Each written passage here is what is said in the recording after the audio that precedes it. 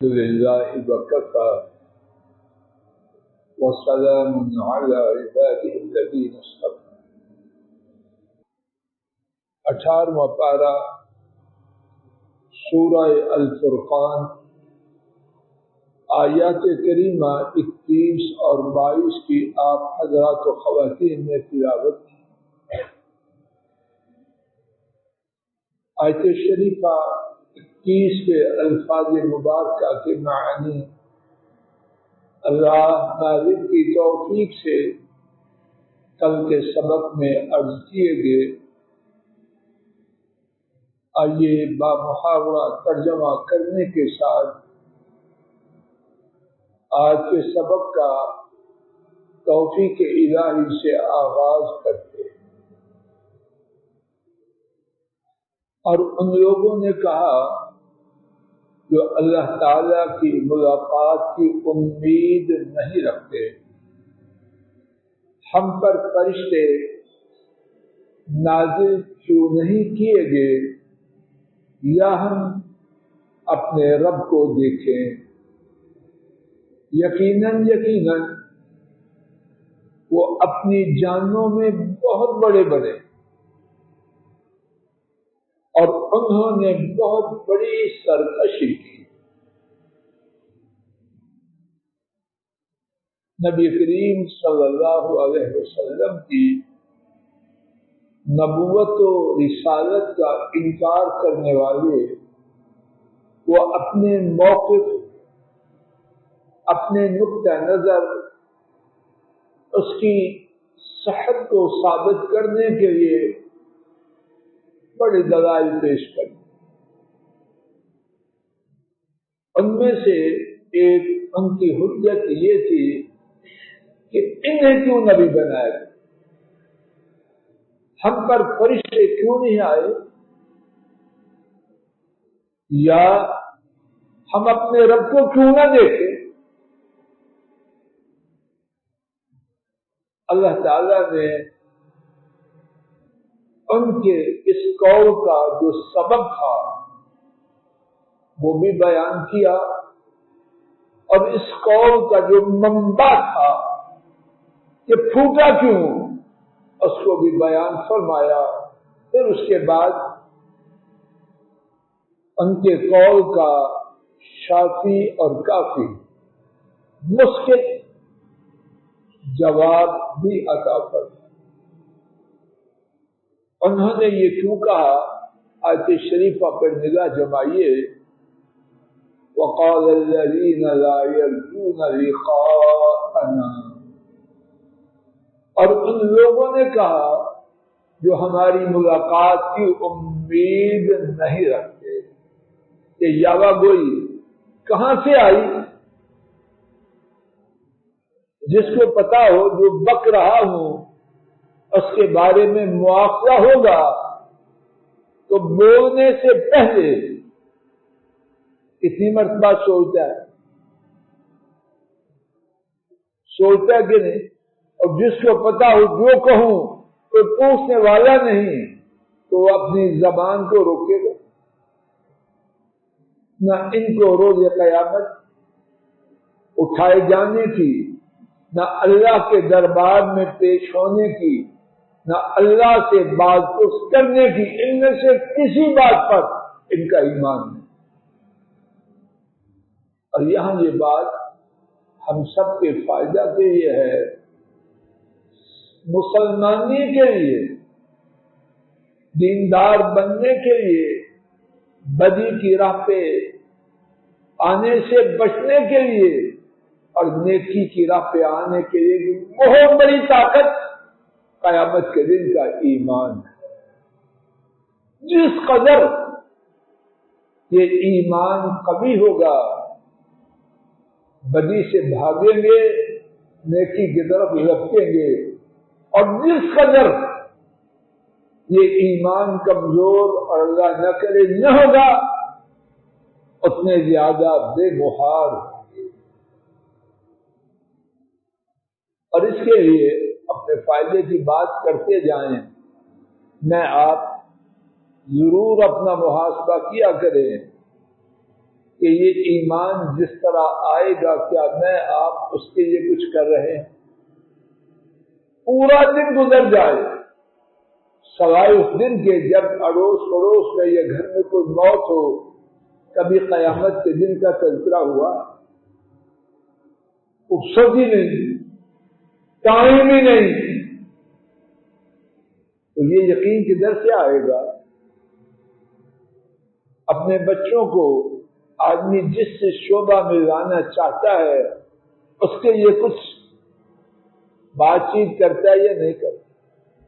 ہر آدمی اس کی نگاہ میں جو کچھ اہمیت والا ہے اور اپنے اولاد کی خیر خواہی کسی نہ کسی طریقے سے پھیر پھیر کے شہزادے شہزادیاں بات سننا چاہیں نہ چاہیں، نیچا ہو کے یا اونچا ہو کے دے کے کسی نہ کسی طریقے سے اپنا میسج آج کی زبان میں کنوے کرتا ہے، پیغام پہنچاتا ہے، اور اللہ کے فضل و کرم سے بڑی دفعہ اثر بھی ہوتا ہے، کئی دفعہ نہیں بھی ہوتا، لیکن جو پیغام میں آپ پہنچاتا ہی نہیں وہ اثر کہاں سے آئے؟ آخرت کا ایمان ہم نے سمجھ رکھا ہے خود رو پودا ہے، خود ہی اگے، باقی ریڈ کیٹ کیٹ وہ خود رو نہیں، یہ خود رو۔ اس غلطی سے اپنے اور اپنے کنبوں کی جان چھڑائیں۔ اب انہوں نے یہ جو مطالبہ کیا کسی انسان کے لیے یہ زیبا ہے کہ ایسی بات اپنے منہ پہ لا، اور پھر قرآن کریم اتنا بڑا معجزہ 114 سورتوں پر مشتمل، 114 سورتیں لانے کا چلن، اور ساتھ یہ بھی کہ وہ چلن پورا نہیں کر سکتے۔ 114 کے بعد 10 سورتیں لانے کا چلن، اور وہ بھی نہیں، ایک سورت لانے کا چلن، اور اس چلن کے ساتھ دوسرا چلن کہ وہ مل بھی جائیں نہیں لا سکتے۔ تو کیا ایمان لانے کے لیے یہ معجزہ کافی شافی نہ تھا؟ لیکن ان کا یہ مطالبہ کرنا معاذ اللہ، اس میں کیا ہے؟ ہم اس کو کوئی حیثیت نہیں دیتے۔ لا حول ولا قوت الا باللہ۔ یہ بات انہوں نے جو کہی ان سے پہلوں نے بھی کہی، اور اس کا ذکر قرآن کریم کے دیگر مقامات پر بھی اللہ مالک نے فرمایا۔ میرے ساتھ صرف 2 مقامات دیکھ لیجئے۔ 8واں پارہ سورہ الانعام، آیت شریفہ 124۔ وَإِذَا جَاءَتْهُمْ آيَةٌ قَالُوا لَن نُؤْمِنَ حَتَّى نُؤْتَى مِثْلَ مَا أُوتِيَ رُسُلُ اللَّهِ، اور جب ان کے پاس کوئی آیت آتی تو کیا کہتے؟ ہم ہرگز ایمان نہیں لائیں گے یہاں تک کہ ہم کو دیے جائیں جو اللہ کے رسولوں کو دیا گیا۔ اللہ کے رسولوں کے پاس فرشتے وحی لے کے آئے، صحیفے لے کے آئے، کتاب لے کے آئے۔ ہماری ایمان لانے کی یہ کنڈیشن یہ ہے کہ ہمارے پاس کی فرشتے آئیں، صحیفے، کتاب، وحی لے کے آئیں۔ جواب آیا اللہ اعلم حیث یجعل رسالتہ، ہر یاوہ گوئی کرنے والا، ہر بات کرنے والا اس بات کے قابل تو نہیں کہ اس کے سر پہ تاج رسالت سجایا جائے۔ اللہ اعلم حیث یجعل رسالہ، اللہ تعالی حیث یجعل رسالتہ، اللہ زیادہ جانتے ہیں کہ انہوں نے رسالت کو کہاں رکھنا ہے، یعنی اس کو تاج رسالت پہنانا۔ آئیے ایک دوسرا مقام دیکھ لیجیے، 15واں پارہ سورہ بنی اسرائیل، آیت شریفہ 92۔ او تسقط السماء كما زعمت علينا كسفا، یا تو ہم پر آسمان کو گرا جس طرح تو گمان کرتا ہے، او تأتی باللہ والملائکۃ قبیلا، یا تو اللہ کو لا اور فرشتوں کو لا ہمارے سامنے، اس قدر بدتمیزی ہے۔ اللہ تعالیٰ نے انہوں نے، آئیے سبق کی طرف،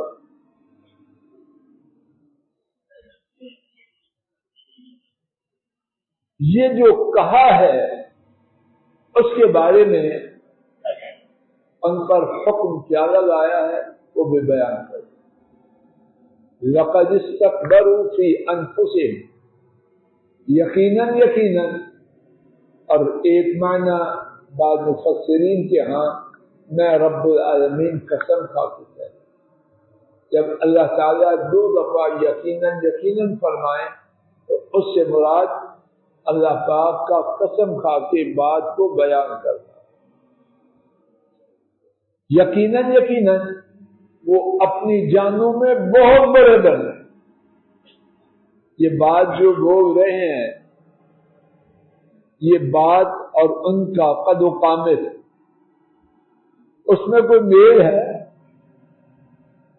اپنی حیثیت دیکھیں اور بات دیکھیں، دونوں میں کوئی مناسبت نہیں۔ تو کیا کیا انہوں نے؟ اپنے آپ کو وہاں پہنچایا جہاں وہ ہے نہیں۔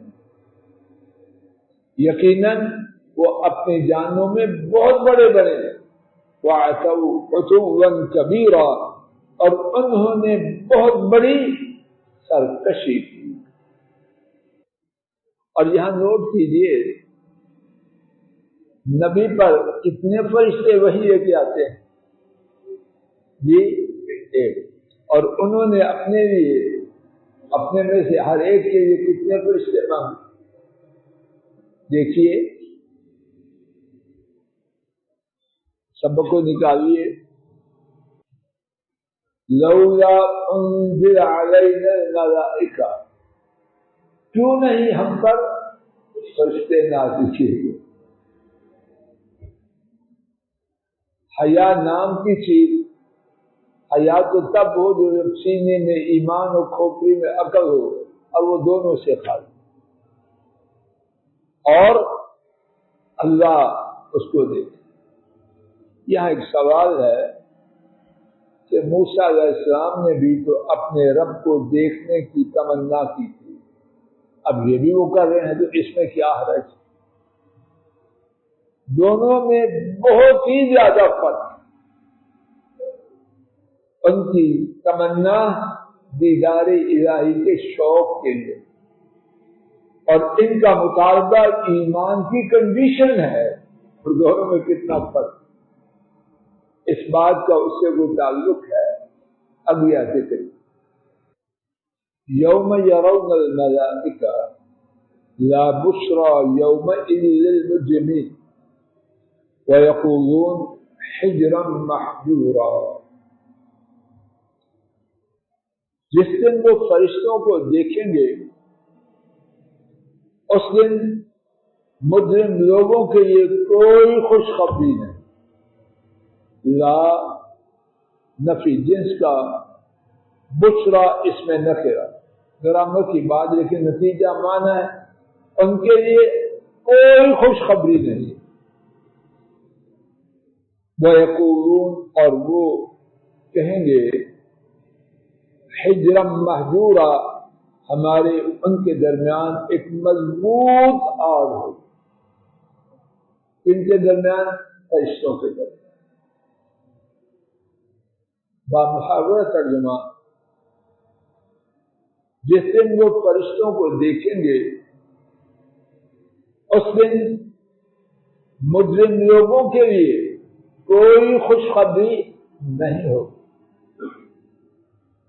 اور وہ کہیں گے مضبوط بات، یعنی ان کے اور فرشتوں کے درمیان۔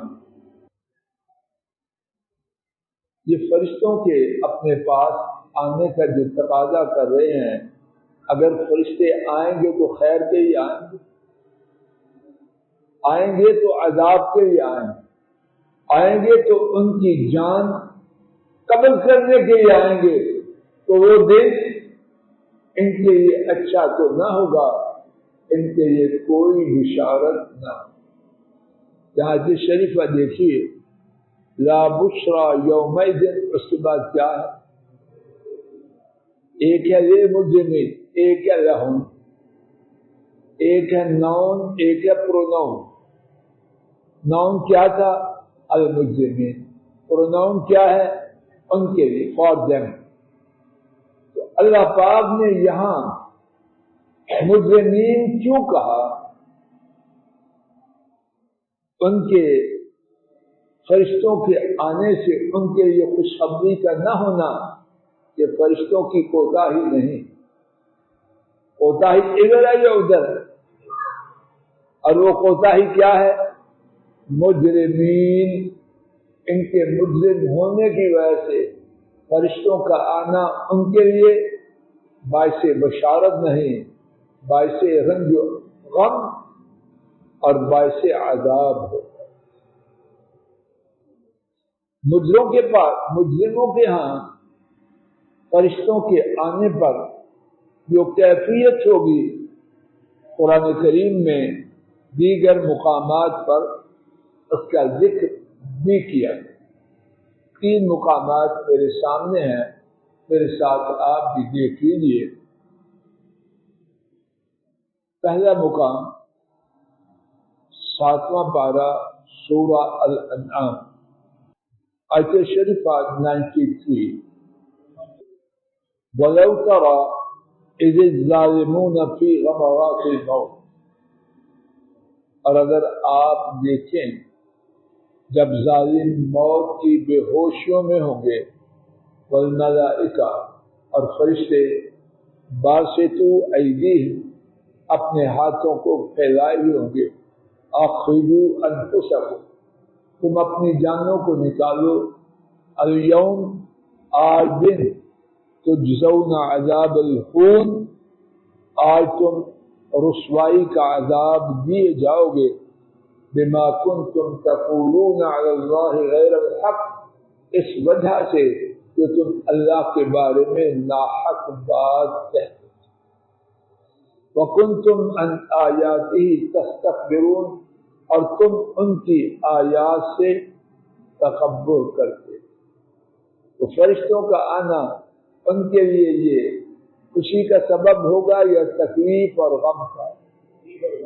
اللہ محفوظ رکھے، اللہ تعالیٰ کہتے سننے کی غلطی کو معاف فرمائے، اور جو ٹھیک بات انہی کی توفیق سے کہی اور سنی گئی اللہ اس کو قبول فرمائے۔ اللہ تعالیٰ اپنے فضل و کرم سے ہم سب پہ رحم فرمائے۔